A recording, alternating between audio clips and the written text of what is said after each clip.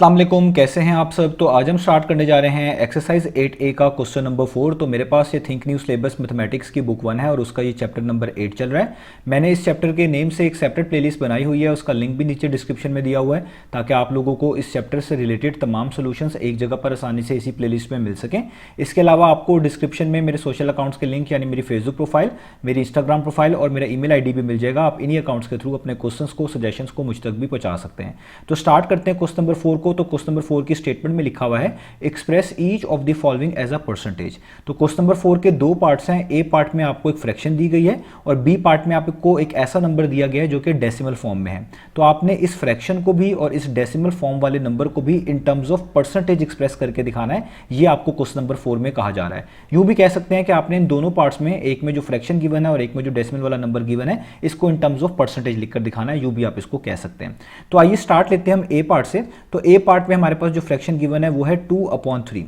तो मैं आपको ये चीज बता चुका हूं कि अगर आपने किसी भी नंबर को, चाहे वो फ्रैक्शन फॉर्म में हो चाहे वो डेसिमल फॉर्म में हो, in terms of percentage express करना हो या परसेंटेज में कन्वर्ट करना हो, तो आप उस पूरी चीज को हमेशा 100% के साथ मल्टीप्लाई करेंगे। तो अगर हम 2/3 को भी इन टर्म्स ऑफ परसेंटेज लिखना चाहते हैं तो हम क्या करेंगे, हम यहां पे लिखेंगे 2/3 और इसको मल्टीप्लाई कर देंगे 100% के साथ। तो ये मैंने 100 लिख दिया और ये साथ परसेंटेज का सिंबल भी आ गया। अब आपने इसको फर्दर सिंप्लीफाई करना है, फर्दर सॉल्व करना है। अब अगर कोई कैंसिलेशन होती है तो आपने कैंसिलेशन कर देनी है। अगर कोई कैंसिलेशन नहीं होती तो इस 100 को आपने इसके सामने जो फ्रैक्शन लिखी हुई है इसके न्यूमरेटर से मल्टीप्लाई कर देना है और डिनोमिनेटर को नीचे वैसे ही लाइन लगाकर लिख देना है। अब देखिए 3 और 100 में कोई कैंसिलेशन नहीं होती क्योंकि 100 और 3 का कॉमन फैक्टर सिर्फ 1 होता है। 1 ही एक ऐसा नंबर है जो 100 को और 3 को कंप्लीटली डिवाइड करता है। इसके अलावा और कोई भी नंबर मौजूद नहीं है। कोई और नंबर मौजूद होता तो इनमें कैंसिलेशन लाजमी हो जाती। इसी तरीके से 2 और 3 का भी कॉमन फैक्टर 1 है। 1 के अलावा कोई ऐसा नंबर नहीं है जो 2 और 3 को कंप्लीटली डिवाइड करता हो, यानी इसमें भी कोई कैंसिलेशन नहीं हो सकती। तो इसलिए हम क्या करेंगे, हम 100 को सामने जो फ्रैक्शन लिखी हुई है उसके न्यूमरेटर से मल्टीप्लाई कर देंगे। तो 100 मल्टीप्लाई बाय 2 कितना होता है, वो होता है 200। और नीचे आपके पास ये जो 3 है ये वैसे का वैसे ही आ जाएगा और ये परसेंटेज का सिंबल भी वैसे का वैसे ही आ जाएगा। अब हम इस फ्रैक्शन को डेसिमल फॉर्म में भी रिप्रेजेंट कर सकते हैं और मिक्स फ्रैक्शन की फॉर्म में भी रिप्रेजेंट कर सकते हैं। वो मैं आपको यहां पर समझा देता हूं। तो देखिए यहां पर 200 को डिवाइड किया जा रहा है 3 पर, तो आप यहां पे लिखेंगे 200 डिवाइडेड बाय 3।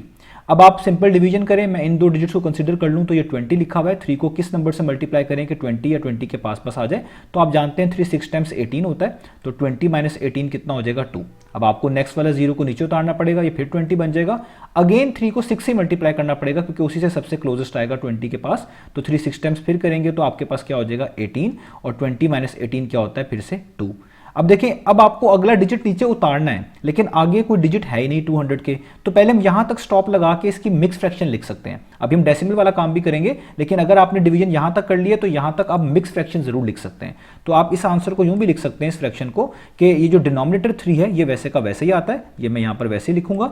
और ये जो यहां पर आपके पास कोशेंट होता है, इसको हम कोशेंट भी बोलते हैं एक तरह का अभी इस केस में, तो ये हमेशा होल पार्ट के तौर पर लिखते हैं, यानी इसको इधर साइड पे करके लिखते हैं। और जो आपके पास नीचे बचा होता है जिसको हम रिमाइंडर बोल रहे होते हैं, वो यहां पर ये जो फ्रैक्शन आप लिख रहे होते हैं इसके न्यूमरेटर का पार्ट बनता है, यानी ये 2 यहां पर इसके न्यूमरेटर में आएगा। तो ये अब बन गया 66 होल एंड 2/3 और 7 परसेंटेज का सिंबल वैसे ही। तो एक रिप्रेजेंटेशन तो इस फ्रैक्शन की ये वाली पॉसिबल है जिसको हम मिक्स फ्रैक्शन भी कहते हैं। अब आगे आप इसको डेसिमल फॉर्म में भी लिख सकते हैं, उसके लिए आपको डिवीजन कंटिन्यू करनी पड़ेगी क्योंकि अब देखें ये 2 छोटा हो गया 3 से, आपको ऊपर से एक नीचे डिजिट उतारना है। आगे कोई डिजिट नहीं है तो डेसिमल लगाएंगे, इधर भी इधर एक 0 लिखेंगे और नीचे उतार लेंगे इस तरीके से, ताकि ये फिर से क्या बन जाए 20।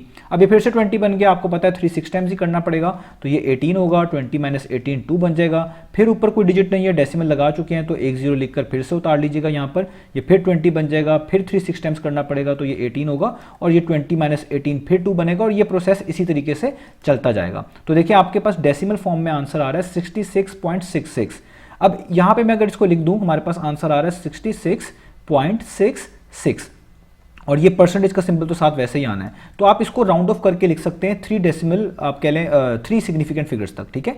जैसे पहली सिग्निफिकेंट फिगर ये है, दूसरा सिग्निफिकेंट फिगर डिजिट ये है और तीसरा ये। जहां तक ये आपकी काउंटिंग पूरी होती है 3 सिग्निफिकेंट फिगर्स की, उसका राइट वाला डिजिट आपने देखना होता है। अगर उसके राइट वाले डिजिट में लिखा हो 5 या 5 से बड़ा नंबर तो पिछले डिजिट में 1 ऐड करवा देते हैं। तो यहां पर 6 लिखा हुआ है तो इस पिछले डिजिट 6 में 1 ऐड करवा देंगे तो आप इसको लिख सकते हैं 66 और 6 में 1 ऐड कर दें तो क्या बन जाएगा 7 और साथ परसेंटेज का सिंबल वैसे ही।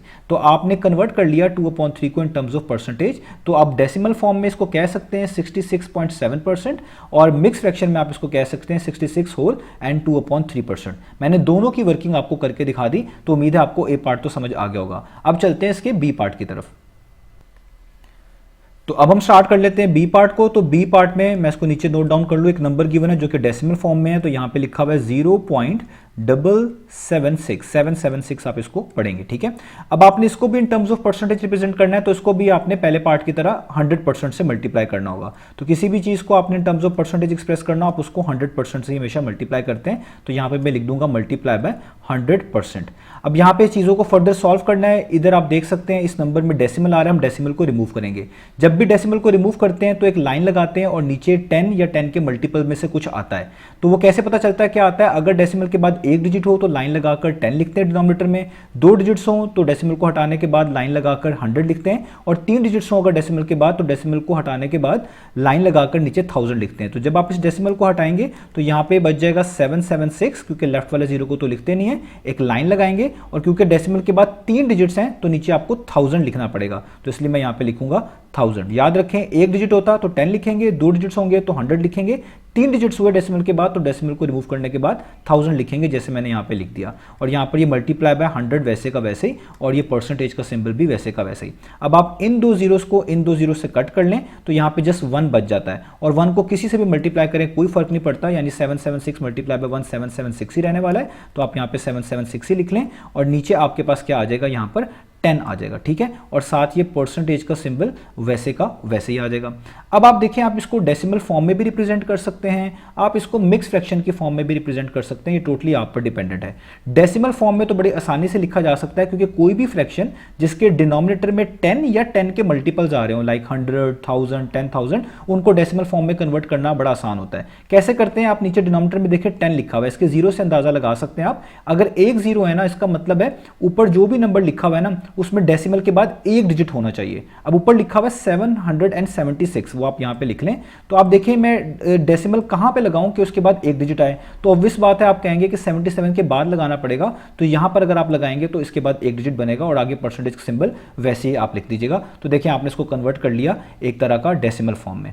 अब आप इसको अगर मिक्स फ्रैक्शन की फॉर्म में लिखना चाहते हैं तो वो भी यहां से लिख सकते हैं। आप 776 को 10 पर क्या करेंगे, डिवाइड करेंगे। मैं इनके पहले 2 डिजिट को कंसीडर कर लूं तो 77 है, 10 को किससे मल्टीप्लाई करें कि 77 जिसके पास आ जाए। ऑब्वियस बात है आप कहेंगे 10 को 7 से करेंगे, तो 10 7 टाइम्स कितना होता है, वो होता है 70। 77 में से 70 माइनस करेंगे तो आपके पास बचेगा 7, और अब आपको इस नेक्स्ट वाले डिजिट को नीचे उतारना पड़ेगा, ये फिर बन जाएगा 76। अब 10 को किससे मल्टीप्लाई करें कि 76 के पास आ जाए, तो अगेन 7 से करना पड़ेगा। 10 7 टाइम्स क्या होता है, अगेन 70, और यहाँ पे माइनस का साइन आएगा, और 76 में से आप 70 माइनस करेंगे तो आपके पास बचेगा 6। अब देखिए आगे कोई भी डिजिट नहीं बचा उतारने वाला, तो आप इसलिए इधर ही जो है ना स्टॉप कर जाएंगे, और यहीं से अब आप मिक्स फ्रैक्शन लिख सकते हैं। तो कैसे आप लिखेंगे, आप यहां पर ये करेंगे कि ये जो आपका डिनोमिनेटर लिखा हुआ है इसको आप यहां पर वैसे का वैसे लिखेंगे, ये मैंने वैसे लिख दिया।